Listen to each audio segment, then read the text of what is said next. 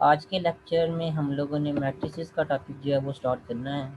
तो मैट्रिक्स की डेफिनेशन से स्टार्ट करते हैं। फिर a rectangular array of M N elements, ये एम और एन दो नंबर्स हैं जो आपस में मल्टीप्लाई हो रहे हैं, ठीक है। A rectangular array of M N elements arrange in M rows and N columns and enclosed by square brackets such as, जैसा कि यहाँ पे जो है वो दिखाया गया है, is called M cross N matrix.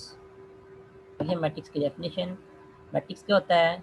Numbers का एक रेक्टेंगुलर एरे होता है या अरेंजमेंट होता है, ठीक है। वो numbers in general M N numbers होते हैं, ठीक है। और एम और एन क्या है यहाँ पे?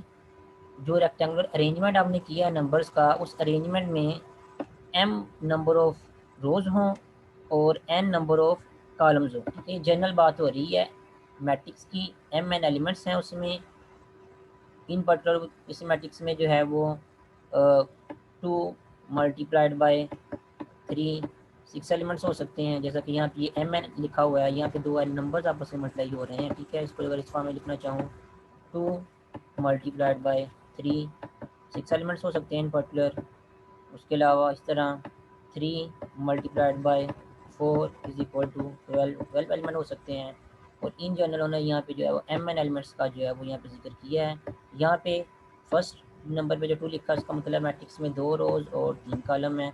यहाँ पे जो पहले नंबर पे 3 लिखा हुआ है इसका मतलब ये कि मैट्रिक्स में 3 रोज और 4 कॉलम्स हैं, ठीक है। इस तरह in general M N elements, M N ये नंबर ऑफ एलिमेंट्स हैं ओवरऑल पूरे के पूरे मैट्रिक्स में, जिनको रेक्टेंगुलर एरे की फॉर्म में जो है जैसे यहाँ पे देखें अरेंज किया हुआ है। तो M N number of elements का अरेंजमेंट या उनका रेक्टेंगुलर एरे, उस रेक्टेंगुलर एरे में एम नंबर ऑफ रोज हों और एन नंबर ऑफ कॉलम्स हों। एम जो यहाँ पे पहला नंबर लिखा हुआ है एम नंबर ऑफ रोज हों, और एन जो यहाँ पे दूसरा नंबर लिखा हुआ है एन नंबर ऑफ कॉलम्स हों। और उस रेक्टेंगुलर अरेंजमेंट को या रेक्टेंगुलर एरे को अगर हम जो है वो स्क्वायर ब्रैकेट से जो है वो इनक्लोज कर दें, जैसा कि यहाँ पे देख सकते हैं ये एलिमेंट्स के एम एन एलिमेंट्स के M N number of elements के रेक्टेंगुलर एरे को जो है वो स्क्वायर ब्रैकेट से इनक्लोज किया हुआ है। तो इस तरह उस रेक्टेंगुलर एरे को अगर आप स्क्वायर ब्रैकेट से इनक्लोज कर देंगे तो फिर आपको ये जो शेप मिलेगी, ये जो रेक्टेंगुलर एरे मिलेगा जिसको आपने स्क्वायर ब्रैकेट से इनक्लोज किया हुआ है, उसको हम कहेंगे कि वो क्या है, वो एम क्रॉस एन ऑर्डर का एक मैट्रिक्स है, ठीक है। ये एम क्रॉस एन इस तरह लिखने का मतलब ये है कि इस तरह हम बता रहे हैं कि जो मैट्रिक्स हम डिस्कस कर रहे हैं, जिस मैट्रिक्स के बारे में बात कर रहे हैं, उसमें एम नंबर ऑफ रोज हैं and N number of columns हैं, ठीक है। मल्टीप्ल ये इस नोटेशन का मतलब ये नहीं होगा कि आपने एम को एन से जो है वो मल्टीप्लाई करना, ठीक है। इसमें फॉर एग्जांपल अगर ये लिखा हुआ है मैट्रिसेस के केस में 2 × 3 ऑर्डर का मैट्रिक्स है, तो आपने इसको 2 × 3 इसी तरह ही लिखने देना है, जो ये बताएगा कि मैट्रिक्स में 2 रोज हैं और 3 कॉलम्स हैं। मल्टीप्लिकेशन नहीं करनी। मल्टीप्लिकेशन अगर आपने कहीं करनी हुई है तो आप जो है इसके लिए फिर ये वाला सिंबल यूज़ करेंगे 2.3, और ये क्या बन जाएगा, ये 6 बन जाएगा, ठीक है। तो मल्टीप्लिकेशन के लिए आप लोगों ने इस तरह सिंबल यूज़ करना है। ये क्रॉस की ये वाला सिंबल जो मल्टीप्लिकेशन के मैट्रिसेस के केस में जो है वो यूज़ नहीं करना, ठीक है। यहाँ इन जनरल अगर जनरल बात हो रही हो तो दरमियान में कोई डॉट लगाने की भी ज़रूरत नहीं होती। वो ऑटोमेटिकली यहाँ से देख के पता चल जाता है, ये जो एम एन लिखा हुआ है यहाँ पता चल जाता है कि एम और एन जो है आपस में मल्टीप्लाई हो रहे हैं, ठीक है। लेकिन अगर पर्टिकुलर नंबर हो, जैसे 2 को 3 से मल्टीप्लाई करना है, तो अगर हम 2 और 3 इस तरह साथ में लिख देंगे तो फिर कन्फ्यूजन क्रिएट होगी कि 2 3 से मल्टीप्लाई हो रहा है, यहाँ पे यहाँ 23 लिखा हुआ है, ठीक है। उस केस में दरमियान में फिर क्या जो छोटा सा डॉट लगा देंगे, ठीक है। और तो वो ये बता देगा कि 2 3 से जो है मल्टीप्लाई हो रहा है, ठीक है। याद रखें जो डॉट आता है उसकी पोजीशन जो है वो तो डिफरेंट होगी। अगर डॉट जो है आप 2 और 3 के दरमियान जो है वो इस तरह बिल्कुल दरमियान में लगाएंगे तो ये मल्टीप्लिकेशन का डॉट होगा, ठीक है। अगर दरमियान में लगाने की बजाय थोड़ा सा आप जो है वो नीचे करके लगाएंगे यहाँ पे, तो ये 2.3 बन जाएगा, ठीक है। ये पोजीशन भी मैटर करती है डॉट की कि आप जो है वो 2.3 लिख रहे हैं या 2 को 3 से मल्टीप्लाई कर रहे हैं, ठीक है। डॉट को दरमियान में अगर लिखेंगे तो 2 3 से मल्टीप्लाई हो रहा है मैट्रिसेस की डिस्कशन के केस में। और अगर 2 × 3 इस तरह लिखेंगे इसका मतलब ये होगा कि आप जो है मैट्रिक्स का ऑर्डर बता रहे हैं।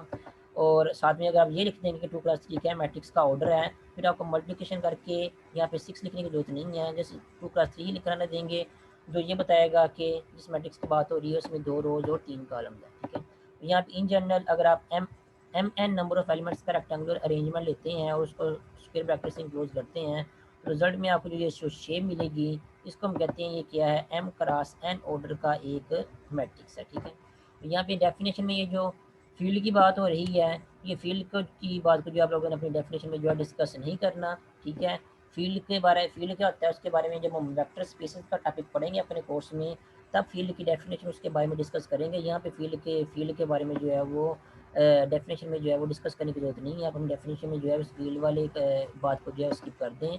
डेफिनेशन आप यहाँ स्टार्ट करें। अ rectangular array of m n elements arranged in m rows and n columns enclosed by a square bracket is called a matrix of order m cross है। ठीक है, और यहाँ पे ये जो लिखा हुआ है ए आई जे बिलोंग टू एफ, एफ यहाँ पे उन्होंने फील्ड की बात की है। हम फील्ड की बात नहीं करेंगे, हम ये कहेंगे कि यहाँ पे मैट्रिक्स के अंदर जितने भी एलिमेंट्स ये हम लिखेंगे या डिस्कस करेंगे आने वाले टॉपिक्स में, उनमें ये जो एलिमेंट्स होंगे ये एलिमेंट्स या तो रियल नंबर में से होंगे, ठीक है, मैट्रिक्स के अंदर, या कम्प्लेक्स नंबर में से होंगे। ठीक है, तो अब ये बता सकते हैं कि ये जो ए आई जे जो है वो मैट्रिक्स के अंदर ये जितने भी एलिमेंट्स लिखे हुए हैं A11 A12 A13 A21 A22 A23 and so on AMN तक जितने भी एलिमेंट्स लिखे हुए हैं, इन सारे एलिमेंट्स को इन जनरल जो है वो AIJ से जो है रिप्रेजेंट कर रहे हैं। ठीक है, ए और उसके नीचे 1 1 1 2 वगैरह की जगह जो है वो आई और जे लिख दिया है। आई और जे ये क्या करेगा, मैट्रिक्स के अंदर जितने भी एलिमेंट्स जो है वो आ रहे हैं 1 1 A11 A12 A13 A21 A22, उस सभी एलिमेंट को जो है वो रिप्रेजेंट कर रहा है। क्यों रिप्रेजेंट कर रहा है, क्योंकि आई की भी वेरिएशन यहाँ पे कर दी। आई जो है वो 1 से लेकर m तक वेरी कर रहा है। मीन आई जो यहाँ पे लिखा हुआ ये वाला आई की वैल्यू हम 1 भी पुट कर सकते हैं, 2 भी पुट कर सकते हैं, 3 भी पुट कर सकते हैं, सो ऑन जो है m तक पुट कर सकते हैं। ठीक है, तो 1 पुट करेंगे तो ये वाला 1 आ जाएगा, 2 पुट करेंगे तो ये वाला 2 आ जाएगा, 3 पुट करेंगे तो एंड सो ऑन आगे वाले नंबर आते जाएंगे, एंड सो ऑन जो है वो हम क्या कर सकते हैं, आई की वैल्यू जो है वो m तक पुट कर सकते हैं। ठीक है, उसके बाद नेक्स्ट जे की वेरिएशन की हुई है। जे जो है यहाँ पे क्या है, जे 1 से लेकर जो है वो एन तक है। ठीक है, जैसे कि हम लिखा हुआ जे जो है वो 1 से लेकर एन तक है। मीन जे की वैल्यू हम 1 पुट कर सकते हैं, 2 पुट कर सकते हैं, सो ऑन एन तक पुट कर सकते हैं। तो जे की वैल्यू दूसरे नंबर पे यहाँ पे जो जे आ रहा है इसकी वैल्यू अगर हम जो 1 पुट करेंगे तो ये वाला 1 आ जाएगा, 2 पुट करेंगे तो ये वाला 2 आ जाएगा, so on 3 4 5 and so on N तक जो हम जे की वैल्यू जो है ये यहाँ पे पुट कर सकते हैं। ठीक है, अब दोनों वैल्यूज इकट्ठी पुट करके देखते हैं। अगर हम जो है वो ए आई जे में जो है वो फॉर एग्जाम्पल अगर आई की जगह जो है हम 1 पुट करते हैं और जे की जगह हम जो है वो 2 पुट करते हैं, तो ये बन जाएगा A12, वो ये वाला एलिमेंट बन जाएगा। ठीक है, अगर हम जो है वो ए आई जे में यहाँ पे आई की जगह अगर हम जो है फॉर एग्जांपल 2 पुट करते हैं और जे की जगह लेट से 1 पुट करते हैं तो A21 बन जाएगा, वो ये वाला एलिमेंट बन जाएगा। ठीक है, इसी तरह हम जो है वो आई और जे दोनों की जगह 2 पुट करेंगे तो A22 ये वाला एलिमेंट बन जाएगा। आई ए आई जे में अगर आई की जगह हम फॉर एग्जांपल 2 और जे की जगह हम 3 पुट करते हैं तो ये बन जाएगा A23। A23 क्या होगा, ये A21 है, ये A22 है। इसके बाद जो नेक्स्ट आगे जो एलिमेंट आएगा जिसको हमने सोन करके जो है वो अगर रिप्रेजेंट कर दिया है, आगे जो एलिमेंट आएगा वो आएगा A23, वो उस एलिमेंट को रिप्रेजेंट कर देगा, ये ए आई जे। ओवरऑल ए आई जे में यहाँ पे आई और जे की वेरिएशन अगर हम जो है वो आई की वेरिएशन 1 से लेकर m तक और जे की वेरिएशन 1 से लेकर n तक करेंगे, तो इस मैट्रिक्स में जितने भी एलिमेंट्स आ रहे हैं उन सारे के सारे एलिमेंट को जो है वो ए आई जे जो है वो रिप्रेजेंट कर देगा। मीन्स हमें सारे एलिमेंट जो है लिख के बताने की जरूरत नहीं है कि जितने भी एलिमेंट हैं वो सारे के सारे क्या हैं, वो यहाँ तो सेट ऑफ रियल नंबर में से बिलोंग कर रहे हैं। ठीक है, जितने भी एलिमेंट्स हैं वो यहाँ तो सेट ऑफ रियल नंबर में से बिलोंग कर रहे हैं या सेट ऑफ कम्प्लेक्स नंबर में बिलोंग कर रहे हैं।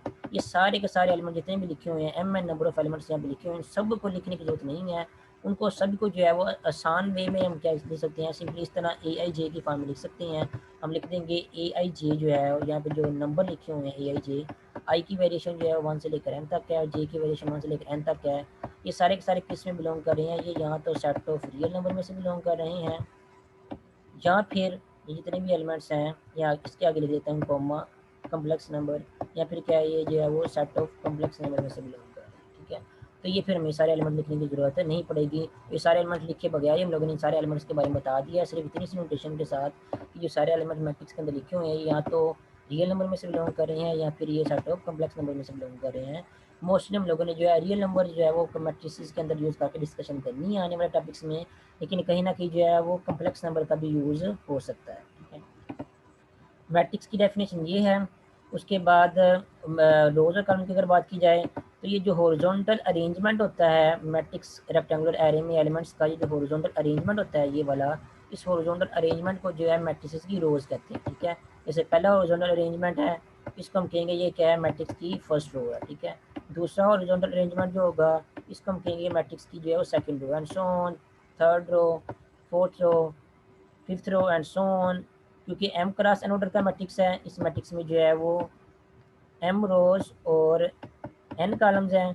तो ये जो मैट्रिक्स लिखा हुआ है यहाँ पे, इसमें जो है ये लास्ट रो जो है ये mth रो होगी, ठीक है। लास्ट रो जो है ये क्या है, ये mth रो है। ये आप मैट्रिक्स की उनके अंदर जो एलिमेंट्स हैं उनके नाम को देख के भी जो है बता सकते हैं। यहाँ पे अगर आप देखें, ये मैट्रिक्स का जो में जो एलिमेंट्स है उनको जो मैं नाम लिखा हुआ A11 का मतलब ये है, ये वो वाली एंट्री है जो पहली रो और पहले कॉलम में मौजूद है, ठीक है। A12 का मतलब ये है कि ये वो वाली एंट्री है जो पहली रो और दूसरे कॉलम में मौजूद है। इस तरह A21 का मतलब ये है कि ये वो वाली एंट्री है जो दूसरी रो और पहले कॉलम में मौजूद है, ठीक है।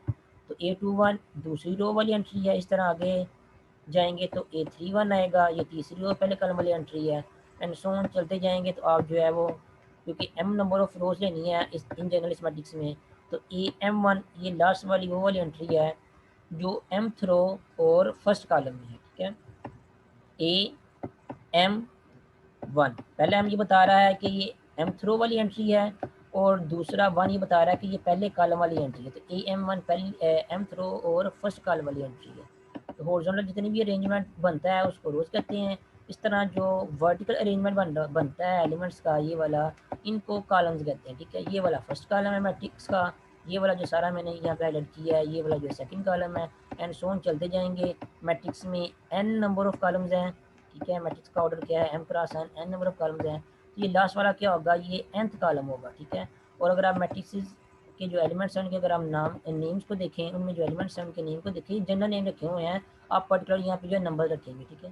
तो A11 पहली रो और पहला कॉलम, A12 पहली रो और दूसरा कॉलम, एंड सो ऑन चलते जाएंगे एंड तक जाएंगे। तो A1n का मतलब ये है, A1n का मतलब ये है कि ये पहली रो और nth कॉलम वाली एंट्री है, ठीक है। तो ये nth कॉलम आपका बन जाएगा। तो मैट्रिसेस के अंदर जो एंट्रीज यहाँ पे जनरल लिखी हुई हैं, इनके नाम्स को, इनके नेम्स में है उनको देख के बता सकते हैं कि ये कौन सी पोजीशन वाली एंट्री है, कौन सी रो नंबर और कौन सी कॉलम नंबर वाली एंट्री है, ठीक है। तो और ये जो मैट्रिक्स लिखा हुआ है यहाँ पे, पूरा का पूरा मैट्रिक्स यहाँ पे जो बड़ा करके लिखा हुआ है, इस पूरे के पूरे मैट्रिक्स का भी हम जो है वो शॉर्ट फॉर्म में जो है वो शॉर्ट नोटेशन की फॉर्म में जो लिख सकते हैं। सिंपली हम इसको क्या लिख सकते हैं, is equal to square bracket लगाएं, और इसके अंदर A11 A12 एंड 2 3 ये सारे एलिमेंट लिखने की बजाय सिंपली ये लिख दें AI और J, ठीक है। AI J क्या करेगा, ये मैट्रिक्स के अंदर जितने भी एंट्रीज लिखी हुई हैं, एलिमेंट्स लिखे हैं, सभी को रिप्रेजेंट करेगा। सभी को रिप्रेजेंट तब करेगा जब I और J की वेरिएशन वही हो जो यहाँ पे ये A के नीचे एलिमेंट्स के साथ जो 1 1 1 2 लिखे हुए हैं उनकी वेरिएशन हो रही है, जितनी हो रही है। तो यहाँ पे हम साथ में ये कंडीशन लिखते हैं कि I जो है वो क्या कर रहा है, लेस और इक्वल टू m है, और 1 जो है वो क्या है, वो लेस और इक्वल टू i है। तो ओवरऑल 1 लेस और इक्वल टू i और i लेस और इक्वल टू 1, अगर m अगर हम ये लिख दें, इसका मतलब ये होगा कि i जो है वो 1 और m के दरमियान में है, या 1 और m के इक्वल है। तो 1 और m के दरमियान या 1 और m के इक्वल क्या होगा, वो 1 2 3 4 एंड सो ऑन होगा। आप इस तरह भी लिख सकते हैं कि i जो है वो किसके इक्वल है, i इज इक्वल टू है 1 2 3 एंड सो ऑन, और आई कहाँ तक जा रहा है, आई जो है एम तक जा रहा है। आप इस तरह भी लिख सकते हैं, ठीक है। या इस तरह आपको आसानी से नजर आ जाएगा कि आई की वेरिएशन जो है 1 से लेकर एम तक है। बाकी आप इस फॉर्म में भी लिख सकते हैं, आई जो है वो 1 से लेकर एम तक है, और 1 और एम की इक्वल भी हो सकता है क्योंकि यहाँ पे इक्वल का सिंबल भी लगा हुआ है, ठीक है। इसी तरह जे की वेरिएशन अगर आप बतानी हो, तो जे यहाँ पे जो मैट्रिक्स लिखा हुआ है यहाँ पे हम लिखेंगे जे जो है वो 1 से लेकर 1 लेस और इक्वल टू जे, और जे लेस और इक्वल टू एन है। तो जे जो है आप उसको इस तरह भी जो है वो बता सकते हैं उसकी वैल्यूज़ के बारे में। जे जो है वो 1 भी हो सकता है, 2 भी हो सकता है, जे जो है वो 3 भी हो सकता है, एंड सो ऑन चलते चलते जे की वैल्यू जो है वो एन भी हो सकती है, ठीक है। तो आई की वेरिएशन जो है वो 1 से लेकर एम तक है, जे की वेरिएशन 1 से लेकर एन तक है। अगर ये कंडीशन जो है वो, ये वाली नोटेशन लिखने के बाद आप साथ में जो है वो कॉमा लगा के जो है वो ये वाली कंडीशन बता देंगे, तो ये जो पूरे का पूरा मैट्रिक्स बड़ा मैट्रिक्स लिखा हुआ है, ये पूरे का पूरा मैट्रिक्स आपको लिखने की ज़रूरत नहीं है। सिर्फ इसी नोटेशन को जो है वो यूज़ करते हुए, जो यहाँ पे लिखी हुई है मैंने, ये वाली इतनी सी बस, ये वाली इस नोटेशन को यूज़ करते हुए आप इस पूरे के पूरे मैट्रिक्स के बारे में बता सकते हैं कि इस मैट्रिक्स के अंदर जो है वो एंट्रीज जो हैं वो कितनी हैं या कितनी रोज़ या कितने कॉलम्स हैं, ठीक है। और ए आई जे जो है उसकी सारी एंट्रीज को जो है वो रिप्रेजेंट कर देगा, ठीक है। यहाँ पे भी इसके बारे में जो है मेंशन किया हुआ है कि मैट्रिसेस को जो है वो शॉर्ट फॉर्म में जो है इस नोटेशन से भी हम जो है वो डिनोट कर सकते हैं, ठीक है। ए आई जे लिखें, ठीक है, ए आई जे, और आई और जे की वेरिएशन जो है वो आप इस तरह से भी बता सकते हैं कि आप यहाँ पे लिख दें, उसके साथ नीचे छोटा सा जो है वो एम क्रॉस एन लिख दें। एम बताएगा मैट्रिक्स में एम नंबर ऑफ रोज हैं पहला नंबर, दूसरा नंबर एम बताएगा इसमें एन नंबर ऑफ कॉलम्स हैं। तो आई जो है यहाँ पे क्योंकि पहले नंबर पर लिखा हुआ है तो आई की वेरिएशन क्या होगी, फिर 1 से लेकर एम तक होगी। और जे क्योंकि यहाँ पे दूसरे नंबर पर लिखा हुआ है तो जे की वेरिएशन क्या होगी, वो 1 से लेकर एम तक होगी। तो सिंपली इस नोटेशन से भी जो है वो आप पूरे के पूरे मैट्रिक्स को जो है वो रिप्रेजेंट कर सकते हैं।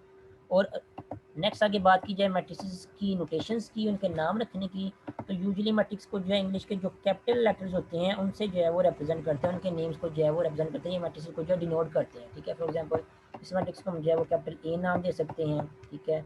यहाँ फिर अगर हम चाहे तो मैट्रिक्स के नाम को जो है कैपिटल बी नाम दे सकते हैं, कैपिटल सी दे सकते हैं, ठीक है, कैपिटल एक्स नाम दे सकते हैं मैट्रिक्स को, ठीक है। लेकिन आप लोगों ने इंग्लिश के कैपिटल लेटर्स जो है वो यूज़ करने हैं अगर आप लोगों ने मैट्रिक्स के जो है वो नेम रख रहे हैं, ठीक है। स्मॉल जो इंग्लिश के लेटर्स होते हैं, for example small A, small B, X Y वगैरह, ठीक है, लेम, ये जो स्मॉल लेटर्स होते हैं इंग्लिश के, ये मैट्रिसेस की जो एंट्रीज होती हैं ये वाली, इन एंट्रीज को जो है रिप्रेजेंट करने के लिए यूज होते हैं, ठीक है। उसके अलावा हम मैट्रिसेस की एंट्रीज को जो है अगर जनरल बात हो रही हो तो इस तरह इस नोटेशन से भी रिप्रेजेंट कर सकते हैं, A11, A12। इस नोटेशन से रिप्रेजेंट करने का ये फ़ायदा होता है कि हमें ये पता चल जाता है कि जिस एंट्री की हम बात कर रहे हैं वो कौन सी रो नंबर वाली एंट्री है और कौन सी कॉलम वाली एंट्री है। या सिंपल वर्ड में कहें तो हमें ये पता चल जाता है कि वो कौन सी पोजीशन वाली एंट्री है, इस एंट्री की बात जो है वो हम डिस्कस है, जिस एंट्री की बात जो हम कर रहे हैं। उसके बाद नेक्स्ट है डेफिनेशन रेक्टेंगुलर मैट्रिक्स की, कि रेक्टेंगुलर मैट्रिक्स क्या होता है। If a matrix A has m rows and n columns, उसके बाद यहाँ पे एक और बात ऐड कर लें जो यहाँ पे नहीं लिखी हुई, साथ में यहाँ पे लिख लें such that m is not equal to n, ठीक है। अगर किसी मैट्रिक्स ए की m रोज हैं और n नंबर ऑफ कॉलम्स हैं, और m और n क्या हैं, ये दोनों क्या हैं, डिफरेंट नंबर हैं। फॉर एग्जांपल 2 रोज हैं और 4 कॉलम्स हैं, 4 रोज हैं और 3 कॉलम है, ठीक है। तो ये दो नंबर ऑफ रोज और नंबर ऑफ कॉलम्स हैं वो क्या है, डिफरेंट है, ठीक है। तो अगर किसी मैट्रिक्स की m रोज और n कॉलम्स हों, जो कि हर मैट्रिक्स की कोई ना कोई रोज और कॉलम्स होते ही हैं, लेकिन वो नंबर ऑफ रोज और कॉलम्स क्या हो आपस में इक्वल ना हो, ठीक है, देन जो मैट्रिक्स आपको मिलेगा जिसमें नंबर ऑफ रोज और कॉलम्स क्या होंगे आपस में इक्वल नहीं होंगे, उस मैट्रिक्स को हम कहेंगे वो क्या है, रेक्टेंगुलर मैट्रिक्स है, ठीक है। और उस मैट्रिक्स का ऑर्डर क्या होगा, जनरल बात हो रही है एम रोज एंड कॉलम्स, उस मैट्रिक्स का ऑर्डर या साइज का वर्ड भी यूज़ करते हैं मैट्रिक्स के ऑर्डर केस में, उस मैट्रिक्स का ऑर्डर या साइज कितना होगा वो एम क्रॉस एन नहीं होगा, जारी बात है। अगर किसी मैट्रिक्स में एम रोज और एन कॉलम्स हैं तो उस वो चाहे जो मर्जी मैट्रिक्स हो, चाहे रेक्टेंगुलर मैट्रिक्स हो या ना हो, उसका ऑर्डर हम जो है इस तरह ही रिप्रेजेंट करते हैं कि उसका ऑर्डर क्या होगा, एम क्रॉस एन होगा। याद रखना रेक्टेंगुलर मैट्रिक्स के केस में हम लोगों ने क्या कौन सी कंडीशन यूज़ करनी है कि m और n नंबर ऑफ रोज और नंबर ऑफ कॉलम्स क्या होंगे आपस में इक्वल नहीं होंगे, तो उस केस में मैट्रिक्स को हम रेक्टेंगुलर मैट्रिक्स कहेंगे। और अगर ऐसा केस आपको नजर आता है कि नंबर ऑफ रोज और नंबर ऑफ कॉलम्स क्या हैं आपस में इक्वल हैं, उस केस में जो मैट्रिक्स आपको मिलेगा उस मैट्रिक्स को हम क्या कहेंगे कि वो स्क्वायर मैट्रिक्स है। स्क्वायर मैट्रिक्स के केस में क्योंकि नंबर ऑफ रोज और नंबर ऑफ कॉलम्स आपस में इक्वल ही होती हैं। फॉर एग्जाम्पल अगर 2 रोज हैं तो 2 ही कॉलम्स होंगे, तो मैट्रिक्स का ऑर्डर क्या होगा, 2+2 होगा। अगर 3 रोज हैं और 3 ही कॉलम्स हैं तो नंबर ऑफ रोज और कॉलम्स आपस में इक्वल है, तब भी स्क्वायर मैट्रिक्स होगा। और इन जनरल अगर फॉर एग्जांपल n रोज हैं मैट्रिक्स की, तो नंबर ऑफ कॉलम्स अगर आपने इक्वल बनाने हैं तो नंबर ऑफ कॉलम्स भी आप क्या ले लें, n ले लें, तो मैट्रिक्स का ऑर्डर क्या बन जाएगा, n क्रॉस n बन जाएगा। तो ये देख सकते हैं नंबर ऑफ रोज और नंबर ऑफ कॉलम दोनों आपस में इक्वल ही हैं, तो कॉलम्स की जगह भी नंबर ऑफ कॉलम्स और नंबर ऑफ रोज की जगह ऑर्डर में जो है वो क्या आ रहा है, सेम ही नंबर आ रहा है। तो फिर उस केस में ऑर्डर जो है आप इस तरह लिखने की बजाय उस केस में आप सिंपली जो ऑर्डर सिंपली ए के नंबर 2 लिख सकते हैं। हम कहेंगे कि मैट्रिक्स का ऑर्डर क्या है, 2 है। जब आप सिंपली ये कहेंगे मैट्रिक्स का ऑर्डर 2 है तो फिर जो है अंडरस्टूड हो जाएगा, आपके माइंड में आ जाएगा कि अगर मैट्रिक्स का ऑर्डर सिर्फ एक ही नंबर बता रहे हैं, इसका मतलब ये है कि आप जो है स्क्वायर मैट्रिक्स की बात कर रहे हैं। मैट्रिक्स में रोज भी 2 हैं और मैट्रिक्स में कॉलम्स भी 2 ही हैं, ठीक है। अगर आप कहते हैं किसी मैट्रिक्स का ऑर्डर क्या है, 3 है, इसका मतलब ये है कि आप मैट्रिक्स का ऑर्डर जो क्या करें, ये बता रहे हैं कि उसमें उसका ऑर्डर एक्चुअली क्या है, 3x3 है, उसमें 3 ही रोज और 3 ही कॉलम्स हैं, जिसको आप लोगों ने शॉर्ट फॉर्म में जैसे सिंपली इतना ही बता दिया कि मैट्रिक्स का ऑर्डर क्या है, 3 है, ठीक है। इसी तरह इन जनरल किसी मैट्रिक्स का ऑर्डर n क्रॉस n है, इसका मतलब ये है कि उसमें सेम नंबर ऑफ रोज और सेम नंबर ऑफ कॉलम्स हैं। इसका मतलब क्या है, वो स्क्वायर मैट्रिक्स है। तो उसका ऑर्डर आप इस तरह n क्रॉस n लिखने की बजाय आप इससे भी सिंपली ये कह सकते हैं कि उस मैट्रिक्स का ऑर्डर क्या है, वो n है। ठीक है, जब ये कह देंगे तो अंडरस्टूड हो जाएगा कि मैट्रिक्स में नंबर ऑफ रोज भी n है और नंबर ऑफ कॉलम्स भी n है, जैसा कि यहाँ पे लिखा हुआ है square matrix of order n। ठीक है, n he number of rows हों और n he number of columns हों। इस तरह लिखने की बजाय कि मैट्रिक्स का ऑर्डर क्या है, वो n क्रॉस n है, सिंपली आप जैसे ये कह देंगे कि मैट्रिक्स का ऑर्डर क्या है, वो n है, तो वहाँ से आपको क्लियर हो जाएगा कि मैट्रिक्स क्या है, स्क्वायर मैट्रिक्स है, उसमें n ही रोज और n ही कॉलम्स हैं। उसके बाद नेक्स्ट डेफिनेशन है रो मैट्रिक्स की। रो मैट्रिक्स क्या होता है, ऐसा मैट्रिक्स जिसमें एक ही रो हो, सिंगल ही रो हो, उस मैट्रिक्स को हम क्या कहते हैं, रो मैट्रिक्स कहते हैं। या उसके लिए जो है वो रो वेक्टर का वर्ड भी जो है वो यूज होता है। ठीक है, लीनियर अलजेब्रा में। तो ऐसा मैट्रिक्स जिसमें एक ही रो हो उसको हम रो मैट्रिक्स कहते हैं या फिर रो वेक्टर कहते हैं। ठीक है, यहाँ पे जनरल बात कर रहे हैं डेफिनेशन में। आपके लेफ्ट से आपके पास कोई एक मैट्रिक्स है ए, ठीक है, और उसके ऑर्डर की चाहे तो यहाँ पे बात ना करें।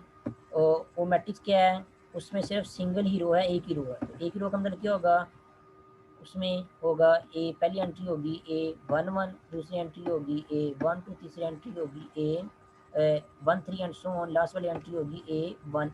यहाँ पे आई नहीं आएगा, ये यहाँ पे करेक्ट करना, यहाँ पे जो है 1 आएगा।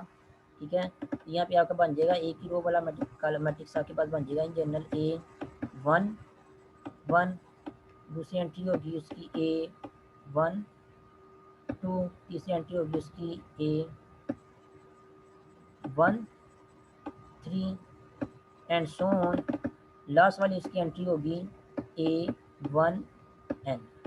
तो यहाँ पे n जो है वो आप उसको चेंज कर सकते हैं। n को अगर आप 1 रखेंगे तो A11 एक एंट्री होगी। यहाँ पे n को अगर आप 2 रखेंगे तो A11 और A12 या 2 तक चल जाएगा आपका मैट्रिक्स, लेकिन रो आपकी एक ही रहेगी। n को अगर आप 3 रखते हैं तो आपका मैट्रिक्स जो है वो यहाँ तक आ जाएगा, फिर भी एक ही रो रहेगी मैट्रिक्स में। वो इन जनरल मैट्रिक्स में जो है वो आप n की वजह जो है कुछ भी यूज़ कर सकते हैं। ये देखें, ये जो मैट्रिक्स है इसमें बस एक ही रो है, लेकिन इसमें कॉलम जो है वो ज़्यादा हैं। तो कॉलम ज़्यादा हो उससे कोई फ़र्क नहीं पड़ता। मैट्रिक्स में अगर रो एक ही है तो उस मैट्रिक्स को हम कहेंगे वो रो मैट्रिक्स है या रो वेक्टर है। ठीक है, ये देखें एक ही रो है पूरे के पूरे मैट्रिक्स में, लेकिन कॉलम कितने हैं, ये पहला कॉलम है, ये दूसरा कॉलम है, ये तीसरा कॉलम है एंड सो ऑन, ये nth कॉलम है। तो कॉलम्स हैं जितने मर्जी हों, in general n number of column हो सकते हैं मैट्रिक्स में, लेकिन अगर मैट्रिक्स में एक ही रो है तो उस मैट्रिक्स को हम कहेंगे कि वो क्या है, रो मैट्रिक्स है या रो वेक्टर है। तो इन जनरल के जो रो मैट्रिक्स है उसका ऑर्डर क्या होता है, 1 क्रॉस n। इन पर्टिकुलर कुछ भी हो सकता है, इन पर्टिकुलर 1 क्रॉस 1 भी हो सकता है मैट्रिक्स का ऑर्डर। रो मैट्रिक्स का ऑर्डर 1 क्रॉस 2 भी हो सकता है, 1 क्रॉस 3 भी हो सकता है, 1 क्रॉस 4 भी हो सकता है। जितने भी मैट्रिक्स मैंने लिखे हैं और मैट्रिक्स के ऑर्डर लिखे हैं ये वाले, ये सारे के सारे मैट्रिक्स में एक ही रो आ रही है, इसलिए इन सब मैट्रिक्स को जो है हम रो मैट्रिक्स या रो वेक्टर कहेंगे। और इन जनरल मैट्रिक्स का ऑर्डर जो है वो 1 क्रॉस n भी हो सकता है। तो मैट्रिक्स में यहाँ पे जो है वो डेफिनेशन में यहाँ पे जो है वो जनरल बात की हुई है।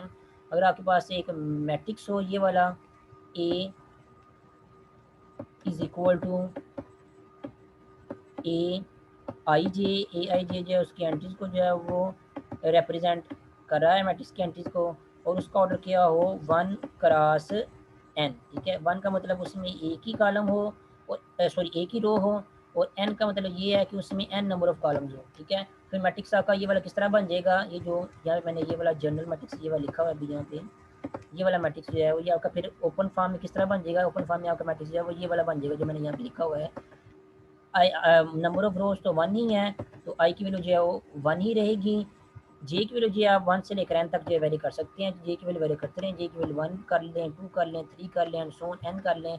तो आपके पास एक जनरल जो है एक 1 रो का जो है मैट्रिक्स आपको जो है ये मिल जाएगा, जिसमें n नंबर ऑफ कॉलम्स हैं। आप जो है कॉलम अपनी मर्जी से जो है वो चेंज करके डिफरेंट एग्जाम्पल जो है वो रो मैट्रिक्स की बना सकते हैं। फॉर एग्जाम्पल अगर आपने एक ही रो और एक ही कॉलम लेना है तो एक एंट्री लिख लें 2 और ये मैट्रिक्स बना दें। इसका ऑर्डर क्या है, इसका ऑर्डर 1 क्रॉस 1 है, ये एक ही रो वाला मैट्रिक्स है, तो इसको हम रो मैट्रिक्स कहेंगे या रो वेक्टर कहेंगे। अगर कोई और मैट्रिक्स लिखते हैं, लेट्स से फॉर एग्जांपल एक एंट्री इसमें 2 लिख देते हैं, एक एंट्री जो है इसमें 3 लिख लेते हैं, लेकिन इस तरह लिखा है कि एक ही रो जो है हमने यहाँ पे लिखी हुई है, तो इस मैट्रिक्स का ऑर्डर क्या है, इसका इसमें रो एक है और कॉलम कितने हैं, 2 कॉलम बन रहे हैं। ये वाला पहला कॉलम है, ये वाला दूसरा कॉलम है। इस मैट्रिक्स का ऑर्डर क्या है, इस मैट्रिक्स का ऑर्डर 1 क्रॉस 2 है। ये भी आपके पास जो है रो मैट्रिक्स या रो वेक्टर है। इस तरह आप जो है वो 3 कॉलम से लेके भी रो वेक्टर बना सकते हैं, 4 कॉलम से लेके भी रो वेक्टर बना सकते हैं, और इन जनरल n कॉलम से लेके भी जो है वो रो वेक्टर जो है या रो मैट्रिक्स जो है वो बना सकते हैं। ठीक है, वो आप पे डिपेंड करता है कि आपने कितनी एग्जाम्पल देनी है, या आपने स्पेशली जो है वो कितने ऑर्डर का जो है वो रो मैट्रिक्स जो है वो लिखना है। इसी तरह इसी पैटर्न को फॉलो करते हुए ऐसा मैट्रिक्स, अगर मैट्रिक्स है आपके पास कोई ए आई जे, ठीक है, और उसमें क्या है, उसमें m नंबर ऑफ रोज हैं, और कॉलम क्या है उसमें, कॉलम से उसमें एक ही है। तो अगर किसी मैट्रिक्स में एक ही कॉलम हो, रोज चाहे जितनी मर्जी हो, तो इन जनरल उसका ऑर्डर क्या होगा, उसका ऑर्डर m क्रॉस 1 होगा। m का मतलब रोज की तादाद जो है m है, वो 1 भी कर लें, आप 2 कर लें, 3 कर लें, 4 कर लें, वो इन पर्टिकुलर आप पे डिपेंड करता है। लेकिन यहाँ पे जो 1 लिखा है इसका मतलब ये है कि उसका कॉलम जो है वो फिक्स 1 ही है, वो चेंज नहीं हो रहा। ठीक है, तो ये फिर जनरल ऑर्डर हो जाएगा m क्रॉस 1 ऑर्डर के मैट्रिक्स का। उसको अगर आप लिखना चाहिए तो वो क्या होगा, m की जगह 1 पुट करेंगे तो j की जगह 1 यहाँ पे फिक्स ही है, तो ये बन जाएगा आपके पास A11, वो ये वाली एंट्री बन जाएगी पहली। उसके बाद m की जगह आप 2 कर सकते हैं, जे की जगह 1 ही रहेगा, तो m क्या है, रोज़ की तादाद है, तो रो की वेरिएशन कर रहे हैं, तो जब m की जगह 2 पुट करेंगे तो आप दूसरी रो में चले जाएंगे, और जे की जगह 1 ही रहेगा, तो ये M21 बन जाएगा यहाँ पे। उसके बाद इस तरह नेक्स्ट अगर आप m की वैल्यू 3 पुट करेंगे तो ये आपके पास बन जाएगा A3, और जे की वैल्यू 1 है, एंड सो ऑन चलते जाएंगे। एंड वाला जो एलिमेंट आकर जब m तक पहुँच जाएंगे तो M1 बन जाएगा, वो mth रो और पहले कॉलम वाला एलिमेंट होगा। ठीक है, तो ओवरऑल ये जो मैट्रिक्स यहाँ पे लिखा हुआ है इसको जो है इस फॉर्म में लिख सकते हैं। यहाँ पे जे लिखा हुआ है, जे की जगह आप लोगों ने जो है 1 फिक्स कर लेना है, कि मैट्रिक्स का जो कॉलम है वो कॉलम एक ही हम लोग यहाँ पे बात कर रहे हैं, एक ही कॉलम वाले मैट्रिक्स की बात कर रहे हैं। जे की जगह आप लोगों ने यहाँ पे 1 फिक्स कर लेना है।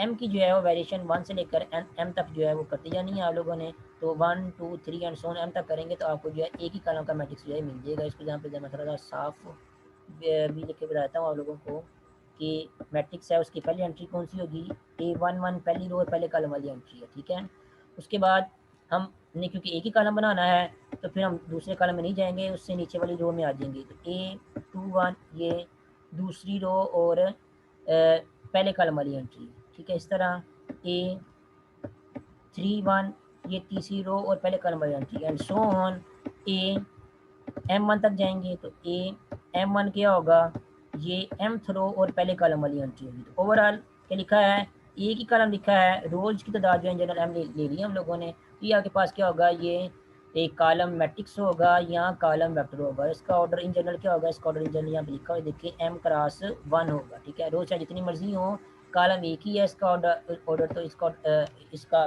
कॉलम एक ही है, इसलिए इसका ऑर्डर क्या होगा, वो m क्रॉस 1 होगा। आप पर्टिकुलरली मैट्रिक्स जो लिख सकते हैं कॉलम मैट्रिक्स की एग्जांपल, एक एलिमेंट लिख दें, ये इसका ऑर्डर क्या है 1 क्रॉस 1, इसमें एक ही कॉलम है तो ये आपके पास कॉलम मैट्रिक्स है। इस तरह कोई और एग्जांपल लिख सकते हैं, फॉर एग्जांपल ये मैट्रिक्स लिखें, यहाँ पे -1 लिख दें, यहाँ पे 0 लिख दें। अब इस मैट्रिक्स का ऑर्डर क्या है, इसमें 2 रोज और एक कॉलम है, तो एक ही कॉलम है इसलिए ये भी मैट्रिक्स क्या होगा, ये वाला मैट्रिक्स भी कॉलम मैट्रिक्स या कॉलम वेक्टर होगा। इस तरह आप मजीद एग्जांपल जो है कॉलम मैट्रिक्स की या कॉलम वेक्टर की जो है लिख सकते हैं।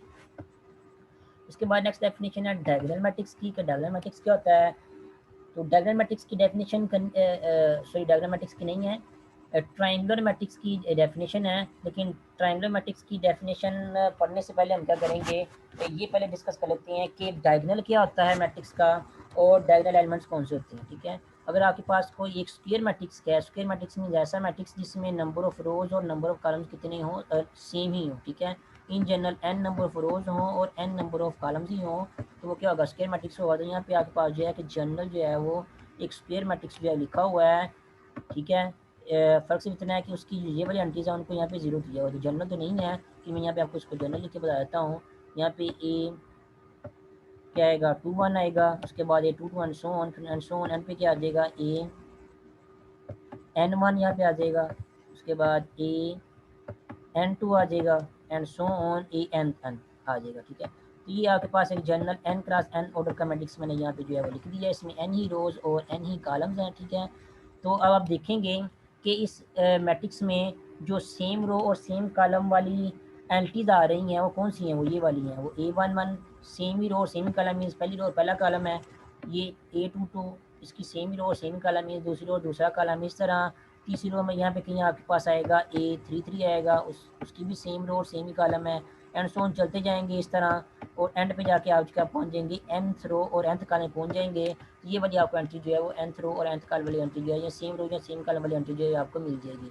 तो ओवर आप देखें कि ये जो लाइन है ये वाली, ये जो इंक्लाइन लाइन ये वाली आ रही है, इस लाइन के ऊपर जो है वो, या इस अरेंजमेंट में जो है, ये जो अरेंजमेंट आपकी यहाँ पर बनी है ये वाली एलिमेंट्स की, इस अरेंजमेंट में जो एलिमेंट्स आ रहे हैं उन एलिमेंट्स में ये खास बात पाई जा रही है कि उनकी रो नंबर और कॉलम नंबर जो है वो सेम ही है। ठीक है, ऐसा तब होता है जब आपके पास जो है वो स्क्वायर मैट्रिक्स हो। ठीक है, अगर स्क्वायर मैट्रिक्स ना हो तो ये जो मैट्रिक्स का ये जो अपर लेफ्ट कॉर्नर है और ये जो मैट्रिक्स का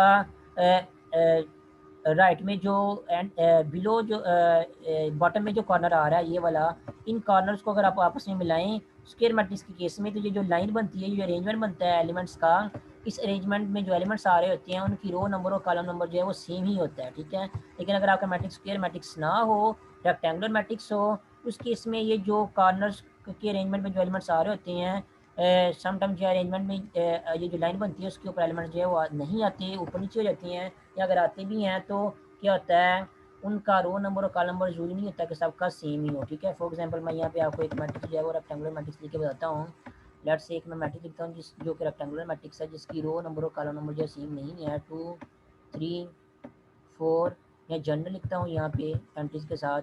पहली एंट्री क्या होगी A11, दूसरी एंट्री क्या होगी A12, तीसरी एंट्री क्या होगी A13। तो 3 कॉलम वाला एक मैट्रिक्स मैं यहाँ लिखने लगा हूँ। और उसके बाद यहाँ पे एंट्री क्या होगी A21, ये दूसरी रो है। उसके बाद नेक्स्ट क्या आएगा A22, और उसके बाद नेक्स्ट क्या आएगा A23।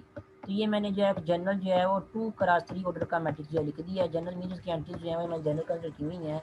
अब देखिए यहाँ पे ये जो अपर कॉर्नर से राइट पे जो बॉटम पे जो कॉर्नर पे जो लाइन या अरेंजमेंट आ रहा है एलिमेंट्स का, इसमें जो एलिमेंट्स आ रहे हैं सभी का रो नंबर कॉल नंबर जो है सेम नहीं है। ठीक है, इसका तो row number col number same है, A11 आ रहा है। ठीक है, लेकिन ये जो A23 है इसका रो नंबर और कॉल नंबर जो है वो सेम नहीं है। ठीक है, तो अगर आपके पास स्क्वायर मैट्रिक्स हो तो उस केस में आपके पास जो मैट्रिक्स का इस तरह का अरेंजमेंट आता है, इस तरह कि आप जो है वो लेफ्ट अपर लेफ्ट कॉर्नर से जो है वो लोअर राइट कॉर्नर तक जाएं मूव करते हुए, तो ये जो आपको अरेंजमेंट मिलता है एलिमेंट्स का, उनकी रो नंबर और कॉलम नंबर क्या होता है वो सेम ही होता है। ठीक है, तो स्क्वायर मैट्रिक्स के केस में ये वाले एलिमेंट्स जिनका जिनकी रो नंबर और कॉलम नंबर जो है सेम होता है वो एलिमेंट्स ये वाले यहाँ पे भी लिखे हुए हैं A11 A22 A33 and so on ANN। In elements को हम कहते हैं ये क्या है, ये डायगोनल एलिमेंट्स हैं। ठीक है, ये जो एलिमेंट्स जिनके रो नंबर और कॉलम नंबर सेम आ रहे होते हैं स्क्वायर मैट्रिक्स के केस में, इन एलिमेंट्स को हम जो है वो डायगोनल एलिमेंट्स कहते हैं। ठीक है, और ये जो अरेंजमेंट होता है एलिमेंट्स का ये वाला, ये सारे का सारा अरेंजमेंट, ठीक है, इस अरेंजमेंट को हम जो है वो मैट्रिक्स का मेन डायगोनल कहते हैं, या समटाइम जो है वो प्रिंसिपल डायगोनल कहते हैं। ठीक है, जिस तरह अब मैंने आपको कहा था कि जो हॉरिजॉन्टल अरेंजमेंट आ रहा है एलिमेंट्स का, ये सारे का सारे इसको हम फर्स्ट रो कहते हैं। ये वाला जो हॉरिजॉन्टल अरेंजमेंट है इसको हम जो सेकंड रो कहते हैं। ठीक है, अरेंजमेंट का नाम रखा हुआ है ताकि बताते हुए स्टूडेंट को आसानी से बता सके किन एलिमेंट्स की बात हो रही है। इस तरह स्क्वायर मैट्रिक्स के केस में ये वाला जो अरेंजमेंट आ रहा है जो एलिमेंट्स का, उन एलिमेंट्स का अरेंजमेंट जिनके रो नंबर और कॉलम नंबर सेम है, इस पूरे के पूरे अरेंजमेंट को हम कहते हैं ये क्या है, मैट्रिक्स का मेन डायगोनल है, स्क्वायर मैट्रिक्स का मेन डायगोनल है, या समटाइम जो है प्रिंसिपल डायगोनल भी कहते हैं इसको। ठीक है, और इसके इस अरेंजमेंट में या इस मेन डायगोनल में जो एलिमेंट्स आ रहे होते हैं उनको डायगोनल एलिमेंट्स कहते हैं। और इन एलिमेंट्स के अलावा बाकी जितने भी एलिमेंट्स होते हैं मैट्रिक्स के, ये वाले एलिमेंट्स बाकी आ रहे हैं, ये वाले जिसको मैं जो ब्लू पेंसिल से जो आपको मेंशन कर रहा हूँ, ये वाले एलिमेंट्स जितने भी मेन डायगोनल के अलावा या डायगोनल एलिमेंट्स के अलावा जो बाकी एलिमेंट्स मैट्रिक्स में आ रहे होते हैं, डायगोनल से ऊपर या नीचे जो एलिमेंट्स आ रहे होते हैं उनको नॉन डायगोनल एलिमेंट्स कहते हैं। ठीक है, तो डायगोनल मेन डायगोनल एलिमेंट्स को डायगोनल एलिमेंट्स कहते हैं, और डायगोनल एलिमेंट्स के अलावा जितने भी एलिमेंट्स अगर मैट्रिक्स में होते हैं उनको हम क्या कहते हैं, नॉन डायगोनल एलिमेंट्स। ठीक है, अब हम डेफिनेशन पढ़ते हैं ट्रायंगुलर मैट्रिक्स की। यहाँ सबसे पहले डेफिनेशन पढ़ते हैं अपर ट्रायंगुलर मैट्रिक्स की। ठीक है, अपर ट्रायंगुलर मैट्रिक्स जो है वो क्या होता है, तो ऐसा मैट्रिक्स यहाँ पहले आपको मैं पढ़ के बता देता हूँ। अपर ट्रायंगुलर मैट्रिक्स कैसा होता है, upper triangular matrix is a square matrix. तो सबसे पहले उसका स्क्वायर मैट्रिक्स होना लाजमी है मैट्रिक्स का, तभी आप चेक करेंगे कि वो अपर ट्रायंगुलर मैट्रिक्स है या नहीं। अगर स्क्वायर मैट्रिक्स नहीं है तो फिर आपको उसको चेक करने की जरूरत नहीं है, वो अपर ट्रायंगुलर मैट्रिक्स जो है वो नहीं होगा। तो an upper triangular matrix is a square matrix whose all elements below the main diagonal are 0। यहाँ पर डेफिनेशन जो है कुछ ब्रैकेट्स की फॉर्म में जो है लिखी हुई है, तो वो इसको समझने में तो आपको थोड़ी प्रॉब्लम हो रही है क्योंकि अच्छे से ठीक से नज़र नहीं आ रहा। मैं फिर भी कोशिश करता हूँ आपको मेंशन करके बता सकूँ। An upper triangular matrix is a square matrix whose all elements below the main diagonal are zero। ऐसा स्क्वायर मैट्रिक्स जिसकी सारी की सारी एंट्रीज, कौन सी सारी की सारी एंट्रीज, वो वाली सारी की सारी एंट्रीज जो मेन डायगोनल के नीचे हों। ठीक है, यहाँ पे देख सकते हैं ये जो मेन डायगोनल के नीचे जो एंट्रीज लिखी हुई हैं वो सारी की सारी क्या की हुई है, जीरो की हुई हैं। तो ऐसा स्क्वायर मैट्रिक्स, इसका order rank cross N S matrix का यहाँ पे जो लिखा हुआ है स्क्वायर मैट्रिक्स है, ऐसा स्क्वायर मैट्रिक्स जिसकी सारी की सारी मेन डायगोनल से जो नीचे वाली जो एंट्रीज हैं वो सारी की सारी अगर जीरो हों तो उस स्क्वायर मैट्रिक्स को हम कहते हैं वो क्या है, वो अपर ट्रायंगुलर मैट्रिक्स है। याद रखना एंट्रीज जो है वो मेन डायगोनल की नीचे वाली जीरो हो, मेन डायगोनल से नीचे वाले जो एलिमेंट्स हैं वो अगर जीरो हो तब हम उसको कहेंगे कि वो अपर ट्रायंगुलर मैट्रिक्स है। ठीक है, उसी सेंस में अगर मेन डायगोनल के ऊपर वाली सारी की सारी एंट्रीज जो हैं वो जीरो हो जाएं तो फिर उस मैट्रिक्स को हम कहेंगे कि वो क्या है, वो लोअर ट्रायंगुलर मैट्रिक्स है, जैसा कि यहाँ पे ब्रैकेट में लिखा हुआ है। ठीक है, दोनों डेफिनेशन जो है यहाँ पे इकट्ठी लिखी हुई है। ठीक है, अगर लोअर ट्रायंगुलर मैट्रिक्स है तो मेन डायगोनल के अबव वाली जो एंट्रीज हैं वो सारी की सारी जीरो होनी चाहिए स्क्वायर मैट्रिक्स के केस में, तब हम उसको कहेंगे कि वो क्या है, लोअर ट्रायंगुलर मैट्रिक्स है। अगर आप लोगों ने अपर ट्रायंगुलर मैट्रिक्स की बात करनी है तो अपर ट्रायंगुलर मैट्रिक्स जो है वो तब होगा जब मेन डायगोनल के नीचे वाली जो एंट्रीज हैं, जो मेन डायगोनल के बिलो जो एलिमेंट्स हैं वो सारे के सारे अगर जीरो हैं स्क्वायर मैट्रिक्स के केस में, तब उस केस में जो मैट्रिक्स होगा वो क्या होगा, वो अपर ट्रायंगुलर मैट्रिक्स होगा। ठीक है, और मैट्रिक्स चाहे अपर ट्रायंगुलर मैट्रिक्स हो चाहे लोअर ट्रायंगुलर मैट्रिक्स को, उसको हम जो है वो ट्रायंगुलर मैट्रिक्स भी सिंपली बोल देते हैं। ठीक है, अगर आप सिंपली कहते हैं कि वो ट्रायंगुलर मैट्रिक्स है तब भी सही है। अगर आप प्रिसाइसली बताना चाहते हैं तो प्रिसाइसली आप ये बता सकते हैं कि वो लोअर ट्रायंगुलर मैट्रिक्स है या अपर ट्रायंगुलर मैट्रिक्स है। ठीक है, तो अपर ट्रायंगुलर मैट्रिक्स और लोअर ट्रायंगुलर मैट्रिक्स की डेफिनेशन यहाँ पे हो गई है। दोनों को जो है हम इन चार्ट जो है वो यहाँ इकट्ठा जो है वो ट्रायंगुलर मैट्रिक्स जो है बोलते हैं। ठीक है, अगर आप लोगों ने प्रिसाइसली बताना हो तो प्रिसाइसली आप बता सकते हैं कि वो प्रिसाइसली अपर ट्रायंगुलर मैट्रिक्स है या लोअर ट्रायंगुलर मैट्रिक्स है, लेकिन आप जो है उसको जो है सिंपली ट्रायंगुलर मैट्रिक्स भी जो है वो कह सकते हैं इस केस में जब ये वाली कंडीशन जो है सेटिस्फाई हो रही हो। ठीक है, फिर से दोबारा रिपीट करूँ, याद रखना स्क्वायर मैट्रिक्स होना चाहिए, फिर मेन डायगोनल की अगर नीचे वाली एंट्री जीरो है तो अपर ट्रायंगुलर मैट्रिक्स है, अगर ऊपर वाली एंट्री सारी सारी जीरो हैं तो फिर वो लोअर ट्रायंगुलर मैट्रिक्स है। ठीक है, और डायगोनल एलिमेंट्स कौन से होते हैं, मेन डायगोनल किसे कहते हैं वो मैंने आप लोगों को बता दिया है। ठीक है, तो अभी के लेक्चर के लिए इतना ही काफ़ी है।